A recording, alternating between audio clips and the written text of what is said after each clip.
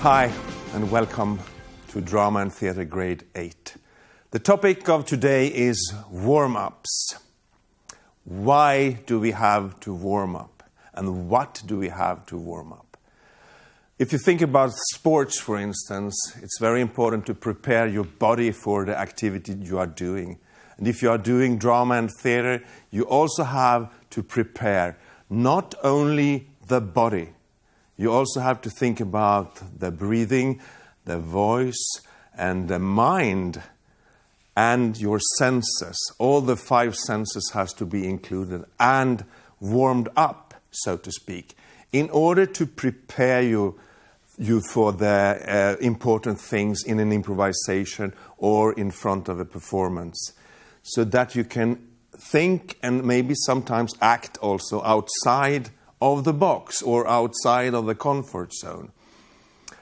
When you talk about drama warm-ups and theatre warm-ups, there is simple ways to warm up, of course. You can walk around in the room, you can breathe, you can shout at the same time you are moving, or you can dance to music and dance with and opposite to music.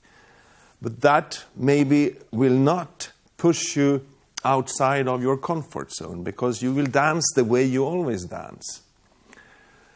So one way we are working with warm-ups is to make, for instance, a mirror activity.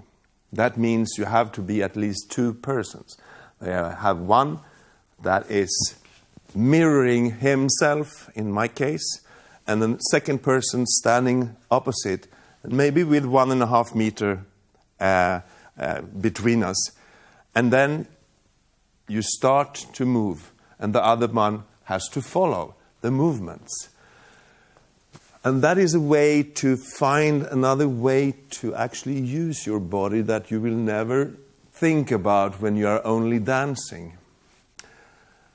To do this example better than what I did, I will let you watch holistic educators do this kind of activity. And I will also remind you that it can be done over and over again. You will always find new ways to do it and to improve it and learn new ways of moving. So this is an activity expanding your potential of moving.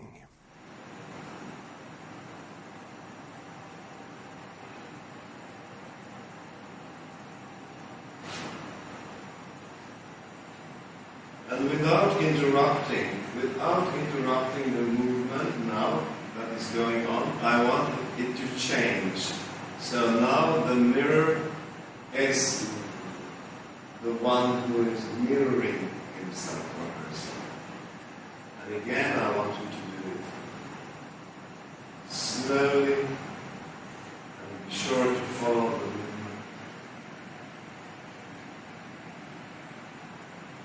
It's good you don't forget about you have the legs.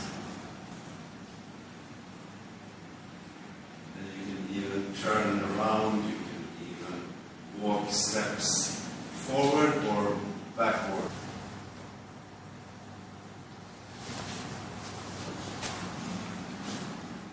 You have just seen the mirror exercise, and I would like to point out that this is not a competition of who can fool someone to move in a strange way. You have to be very, very slow in the beginning just to make the other person follow your movement. And then after a while you will find that you learn something from that. A body language that is not yours, but after a while you start to understand how the other person is thinking. So it's not about making very fast movements like that. You have to start slowly and not make fun of the other person.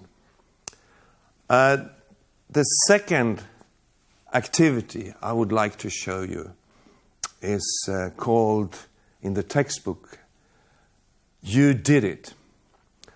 And I must also, before we watch this, I must remind you that it's very important that you have a warm-up of your breathing system and your voice as well.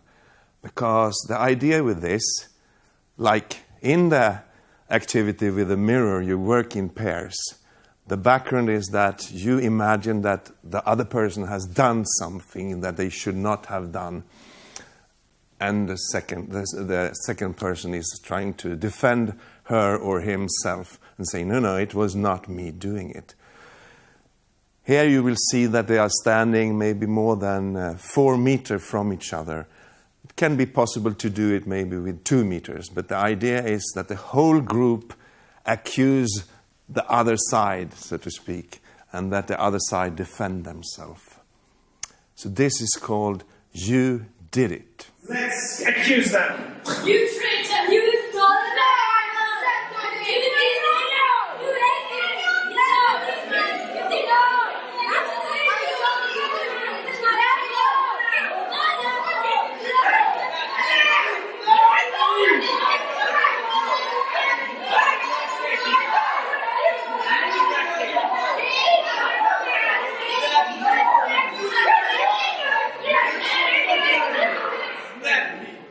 Now I have showed you 2 different kind of activities and exercises. Of course, you can work alone also to calibrate your senses, for instance, by very much tasting things or feeling things with your fingers or with your skin, and listening more attentive to what is said and what sounds you have around you. That is also like a warm-up, but today I have showed you how you can warm up the body and the voice.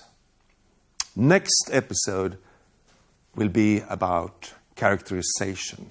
So now we will put all this kind of knowledge about voice and body and senses into the context of characters and how to characterize in theater.